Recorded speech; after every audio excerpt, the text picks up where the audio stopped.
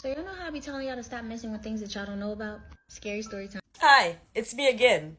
I got another one. So if you're into stories about shapeshifters and loup-garous, this is the story time for you. Now this story is brought to you by my aunt who lives in Haiti, and this is actually her story from childhood. I cannot make this shit up. So according to my aunt, my dad, her, and her brother grew up in this house called La Jab, which means the house/yard of demons. Now, through these voice notes, I just found out I actually had some loup-garous in the family.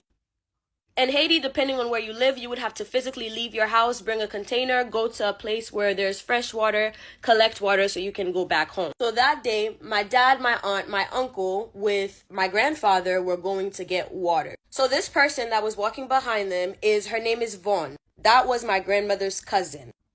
There were always rumors that Vaughn was a loup-garou, but my aunt never really saw her do anything suspicious, so until... Now again, I know this is really gonna sound unbelievable and schizo. Now, bear with me. This is their aunt. They used to go fetch water together, so why would they have to believe that she's a loup-garou?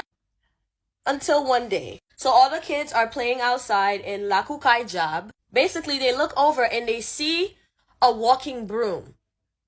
Now, this is really freaky because brooms don't walk. So they're all watching the broom, extremely confused, watching the broom advance towards them, and the broom suddenly starts to morph and shapeshift into Vaughn, their aunt, with a package on her head and everything. Now this is really creepy because she's still alive, says my aunt. This is not like this is the dead visiting. This is a walking human. Remember how I said earlier that they were all going to go fetch water? It was my aunt, my dad, my uncle, and my grandfather. And behind them was Vaughn. Apparently, only my aunt and my uncle were able to see Vaughn behind them. My grandfather did not see her when he turned around, and neither did my dad. Creepy, right? It was definitely more about my tante Vaughn. That's what we referred to her as. Oh, I could also talk about my first ever voodoo ceremony that I witnessed. Anyway, comment and let me know.